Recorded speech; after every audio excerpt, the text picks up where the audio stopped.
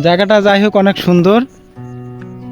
মনের মধ্যে একটা দুঃখ থাকেই গেল যে এখানে যদি একটু মুড়ি মাখার দোকান থাকতো খুব ভালো হতো। দূর থেকে এসে একটু মুড়ি মাখাও খাইতে পারলাম না, এটা কিছু হলো?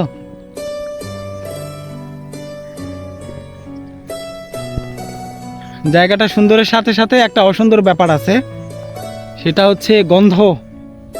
মনে হয় এখানে গরু টরু জবাই করে এবং তার গোবর টোবর যা আছে সব এখানেই রাখে, যার জন্য এই জায়গাটাতে অনেক গন্ধ। হ্যাঁ, মানে নিঃশ্বাস নেওয়া যাবে না এই পরিমাণে গন্ধ। যারা এখানে আসে হয়তো বা এই কথা কেউ বলে নাই, এই প্রথম আমিই বললাম। এই যে নারকেল গাছ, নারকেল গাছের নিচে যে জায়গাটা, এই জায়গাটা প্রচুর গন্ধযুক্ত জায়গা, প্রচুর গন্ধ। সতর্ক বার্তা।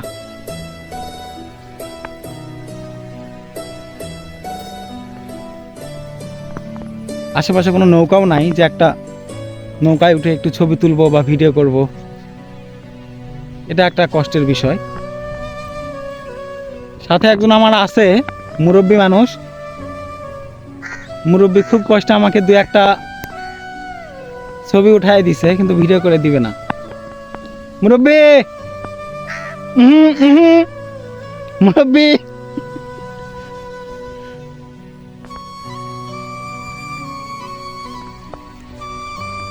এই যে অনেকেই মাছ মারতেছে দেখেন।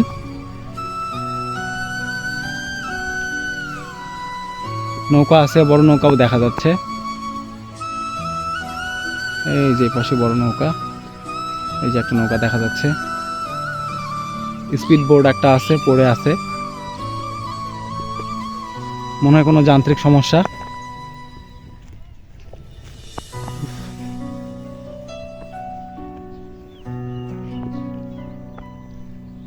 তবে এই জায়গাটা কিন্তু একটা পর্যটন প্লেস করতে পারতো, ভিতর দিয়ে একদম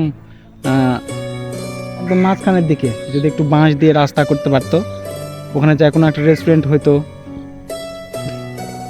পর্যটন কেন্দ্রের মতো দেখা যেত। এখানে অনেক মানুষ আসতো ঘুরতে বেড়াইতে। যথাযথ কর্তৃপক্ষের দৃষ্টি আকর্ষণ করে বলবো যে একটু চেষ্টা করবেন পরবর্তী সময়ে এখানে এসে যেন একটা রেস্টুরেন্ট দেখতে পাই।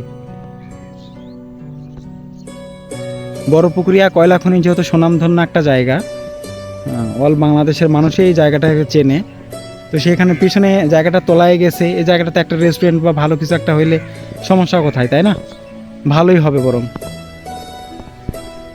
আসার সময় বড়শি আনলে আমিও মাছ মারতাম, ভুল হয়ে গেছে ওইটাই যে আসার সময় কোনো বড়শি আনি নাই, জাল আনলেও মাছ মারা যাইতো।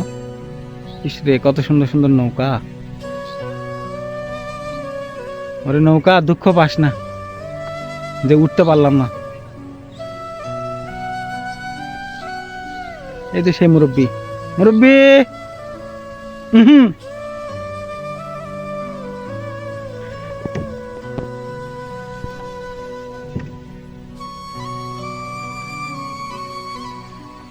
হুজুর মানুষ এত অধৈর্য হলে হয়?